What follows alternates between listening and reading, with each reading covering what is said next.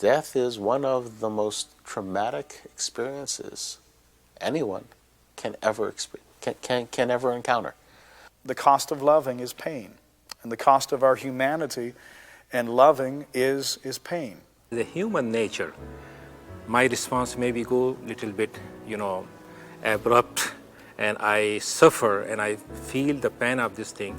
But what I taught in Islamic term, that I need to control myself, and I see God's blessing even in that situation. C.S. Lewis, great man and one of my heroes, probably my greatest hero.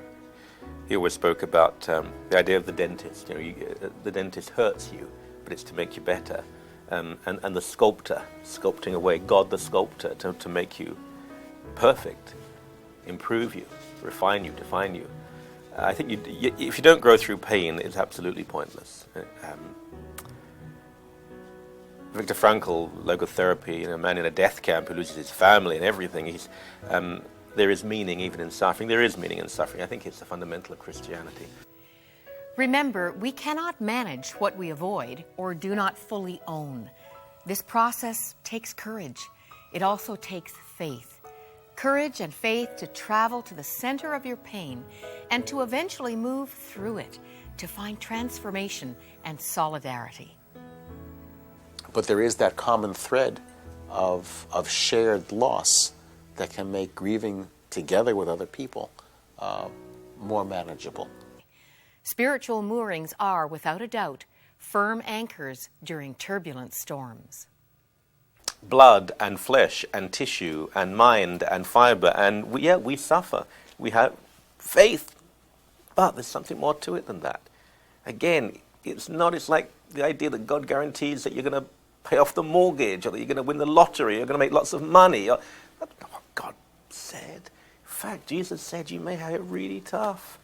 You could argue that Jesus, in fact, guarantees more suffering than joy on earth. You can read it both ways, but not relevant. What really is relevant, what he guarantees, as I said, is not a good life, it's a perfect eternity.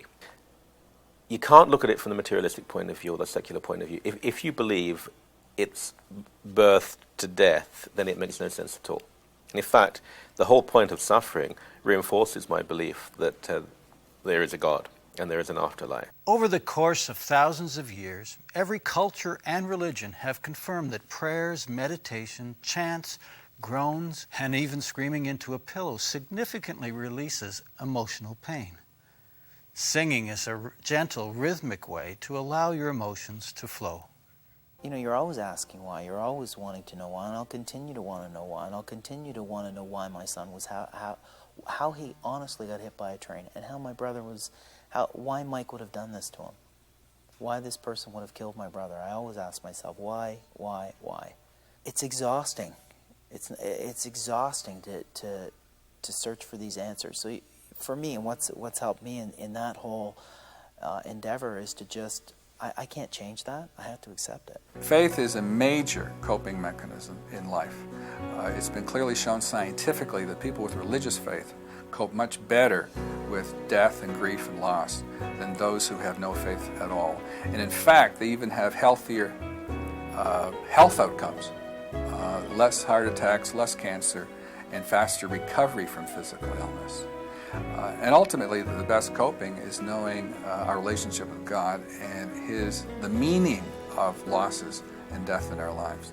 And if we have faith, then we understand that life doesn't stop with death, that we're going to meet our loved ones again, and that there's ultimate meaning both in living and dying. The truth is, a big part of life happens outside our control. Surrender allows us to stop trying to control what cannot be controlled. It's that state of allowing the world to be what it is.